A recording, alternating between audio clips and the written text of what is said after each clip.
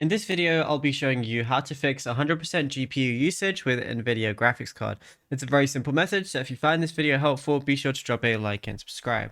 So the first step to do this is going over to your task manager, going to performance or just going to processes and seeing which one is taking up your graphics memory the most out of all of the different games you have open or anything like that.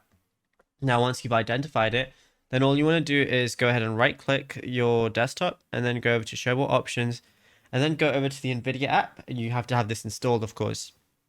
Now, what you want to do is go over to graphics, find whichever game that this is happening with, and then there's two options that you can do. So let's say I wanted to go ahead and do this with Valorant, for example.